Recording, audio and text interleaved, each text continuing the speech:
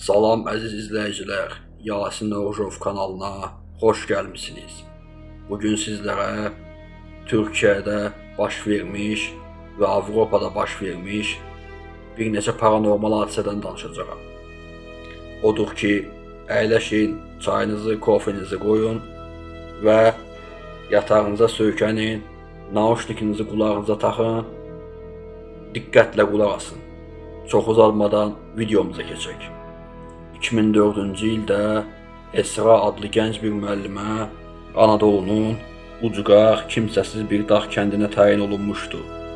Gənc qızın ailəsinin dediyinə görə bu onun ilk təyinatı olduğu üçün çox həyəcanlı idi. Esra və ailəsi həm əşyaları yerləşdirmək, həm də insanlarla tanış olmaq üçün birlikdə o tənha dağ kəndinə getdilər. Mühit biraz qəribə idi, çünki insanlar o qədər də hissi davranmırdılar. Ən böyük problem isə kənddə hələ elektrik enerjisinin olmaması idi. Buna görə hava qaralandan sonra hamı evinə çəkilir, küçədə kimsə qalmırdı. Məktəb çox balaca idi və onun çoxu 20 şagird var idi. Esra'nın ailəsi orada bir həftə qaldıqdan sonra evlərinə qayıtdı. Əslində qızlarının da orada çox dözməyib geri dönəcəyini düşünürdülər. Amma elə olmadı. Gənc qız o kənddə öz peşəsini icra etməyə qəti qərarlı idi. Həftə sonları Esra bu tənha kənddən çıxıb şəhər mərkəzinə gedir, bir telefon köşkündən ailəsinə zəng edirdi. Ya gəlməzsən deyə çağırdım deyərək səhər şəhər mərkəzinə gedib telefon köşkündən ailəsinə çatır, bir neçə saat onlarla danışır, həmin həftə nələr etdiyini, kənddə və məktəbdə baş verənləri detallı şəkildə danışırdı. Lakin zaman keçdikcə qəribə şeylər baş verməyə başladı. Gənc müəllim artıq ailəsini əvvəlki kimi tez-tez axtarmırdı. Hətta bir ay zəng etmədiyi də olmuşdu. Səbəbini soruşanda uşaqlarla məşğulam, həftə sonları da onları dərsə hazırlayıram kimi cavablar verdiyi üçün ailə əslində çox da şübhələnmədi. Amma 2 ay boyunca heç bir xəbər ala bilməyəndə qızlarının müəllimlik etdiyi kəndə getməyə qərar verdilər. Axı Esra elektrik belə olmayan, heç kimin yolunun düşmədiyi tənha bir dağ kəndində tək idi. Hansı ana-ata belə bir vəziyyətdə qorxmaz ki? Gənc müəllimin ailəsi qəribə bir şəkildə kəndin yolunu tapa bilmədi. Düz getdiklərinə əmin idilər. Keçdikləri yolları, ağacları belə əzbərləmişdilər. Bunun üzərinə ailə jandarmaya gedib kəndə çatmaqda kömək istədi. Amma jandarmanın reaksiyası daha da qəribə oldu. Çünki komandirə görə ailə yanılırdı. Bu tərəflərdə elə bir kənd ümumiyyətlə yox idi. Qəribəlik bununla da bitmir. Ailənin araşdırması nəticəsində məlum oldu ki, Esra ümumiyyətlə heç bir yerə təyin olunmamışdı. Gənc müəllimin ailəsi nə qızlarının izinə rast gələ bildi, nə də əvvəllər getdikləri o kəndi tapa bildi. Bəs bu hadisənin həqiqəti nə idi? Bilmirik. Bu hadisə sonradan Azab Fil adlı filmə çevrildi. Atamızın evdən uzaqda olduğu illərdə biz daim bir narahatlıq və huzursuzluq içində yaşayırdıq. 3 qardaşıq və kənd evimizdə mən anamın yanında yatırdım. Qardaşlarım isə yan otaqda yatırdılar. O vaxtlar 13 yaşım var idi. Yəni həyatda bəzi şeyləri yeni dərk etməyə başladığım yaşlar idi. Divarlarımız əhəngli idi və gecələr qorxmayaq deyə bir qaz lampası zəif alovla daim yanardı. Yata bilməyəndə yanan alovun tavana düşən kölgəsini izləyərdim. Amma divarlar olduğu üçün az işıq olsa belə otaqda hər şey seçilirdi. O gün də eyni şəkildə yatağa girənli bir neçə saat olmasına baxmayaraq yata bilmirdim. Dama baxırdım. O anda otağımızın qapısı açıldı. İçəri başında şapka olan bir kişi girdi. Atam evdə olmadığı üçün dayım tez-tez kəndimizə gəlib bizdə qalardı. Yenə gec vaxtı o gəlib deyə düşündüm. Amma kişinin arxasınca otağa bir qadın girdi. Kişi öndə, qadın arxada qaz lampasının asıldığı divara doğru getdilər. Qadın ağ paltar geyinmişdi. Qara saçları belinə qədər uzanırdı.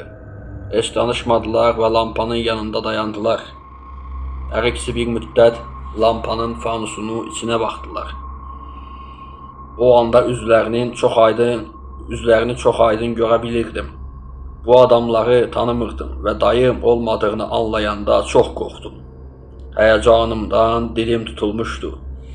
Sonra kişi qaz lampasının işığını biraz artırdı. Artıq hər şey daha aydın görünürdü.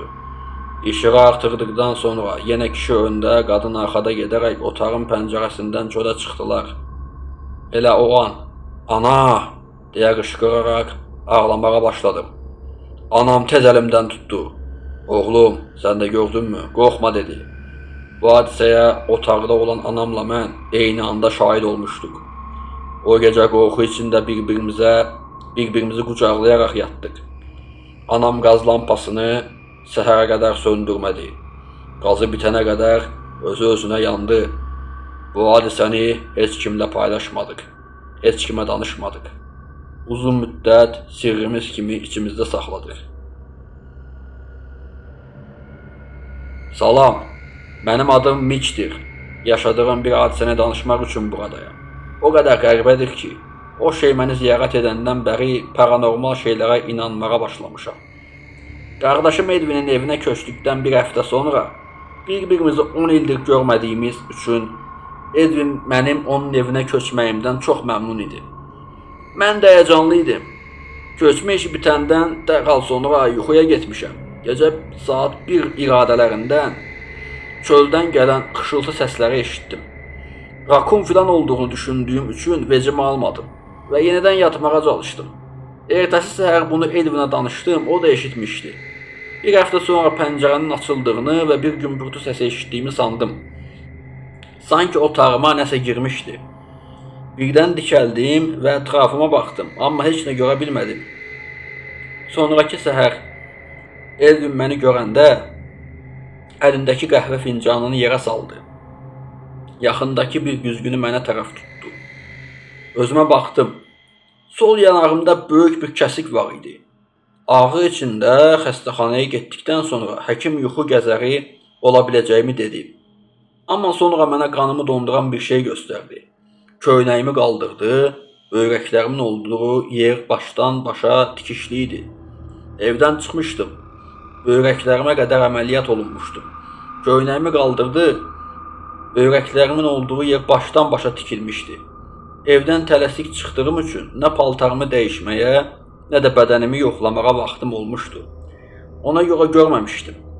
Və həkim dedi, "Miç, dünən gecə bir şəkildə sol böyrəyini itirmisən. Necə olduğunu bilmirik. Üzr istəyirik." Adi bir cümə gecəsi idi və Bradley ilə birlikdə olduğumuz sənət söhbət otağında danışırdıq. Yəni çat söhbət otağında danışırdıq. O mənə və otaqdakı digərlərinə ailəsinin həftə sonu evdə olmayacağını, istədiyi qədər gec yata biləcəyini deyirdi. Bir neçə saat söhbət otağında qalıb təsadüfi gələn insanlarla əyləndik. Bu vaxt Bradley'in bir qıza qarşı hisslər bəsləməyə başladığını hiss etdim. Sonra anamın yatmağımı deyən səsini eşitdim. Söhbət otağından çıxmaq üzrəykən Bradley'e sabah nə edəcəyini sordum. Bir müddət cavab vermədi. Mesaj bölməsinin alt hissəsində isə Bradley yazır görünürdü. Uzun müddət gözlədim, amma mesaj gəlmədi. Sonra heç nə yazdı. Bir neçə dəqiqə sonra yenə heç nə mesaj qutusunun altında Bradley'in nəsə yazıb sildiyini görürdüm. Bunu bir neçə dəfə təkrarladı. 10-15 dəqiqə belə gözlədim. Yaxşı dostum, mən yatmağa gedirəm, sabah danışarıq dedim. Yazıb, vaz keçməsi çox qəribə idi. Ertəsi gün söhbət otağına girənə qədər ondan xəbər ala bilmədim. Sonra isə dünən gecə cavab yazmadığı üçün üzr istədi və məşğul olduğunu dedi. Qısa bir söhbət etdik. Biraz sonra bizim evə gələcəyini və təcili bir məsələ olduğunu söylədi. Hər an evə qayıda biləcək, ailəsini niyə gözləmədiyini soruşdum. Vaxtı olmadığını və mənə göstərməli olduğu çox vacib bir şeyin olduğunu deyərək israr etdi. və dərhal söhbət otağından çıxdı. Bu davranışlar Bradley'in xarakterinə uyğun değildi. Normalda ailəsini hər şeydən üstün tutardı. Nə göstərmək istədiyini düşündükcə daha da maraqlanırdım. Qəribə bir telefon zəngi aldığımda birazdan bura çatacağını düşündüm. Evimdən 20 dəqiqə uzaqda yaşayırdı. Amma telefonu açanda qarşımdakı o değildi. Zəng edən evə yeni gəlmiş və təşviş içində olan Bradley'in ana-atası idi. Oğullarının harada olduğunu bilib bilmədiyimi soruşdular. Onlara narahat olmamalarını dedim. Çünki hazırda bizim evə doğru gəldiyini söylədim. Bir anlıq sükut oldu, ta ki telefonun o başından ananın ölümcül qışqırığını eşidənə qədər. Ata dərindən nəfəs aldı və ömrüm boyu unutmayacağım bir cümlə dedi. Dərhal evdən çıx, Bradley buradadır, o ölüb. Bradley'in cəsədini dolabda bir pəncək kimi asılmış halda tapıblar. Telefonu şok içində bağladım, evimin arxa qapısı cırıltı ilə açılarkən mesajlarda mənə niyə evdə tək olub olmadığımı soruşmasının səbəbini anladım. İçgüdü ilə ağlıma gələn ilk şeyi etdim. Dərhal yatağın altına gizləndim. Ayaq səslərinin yaxınlaşdığını eşidirdim. Yavaş-yavaş gəlirdi. Gözlərimi açmağa cəsarət etmirdim. Amma qorxu içində otağımın qapısına baxanda ağ, çılpaq və soyuq ayaqların yatağıma doğru addımladığını gördüm. O ayaqların sahibi ilə üz-üzə gəlmək qətiyyən istəməzdim. Ayaqlar yaxınlaşdıqca kəskin bir rütubət qoxusu gəlirdi. Ürəyimin döyüntüsünü ağzımda hiss edirdim. Nəfəsimi saxladım. Daha çox qorxmağımın mümkün olmadığını düşündüyüm anda telefonum yüksək səslə bip səsi ilə mesaj gəldiyini bildirdi. Mesaj Bradley'in telefonundan idi. Ayaqlar birdən dayandı, mesaja baxdı. Orada sadəcə bir söz yazılmışdı. Haradasan?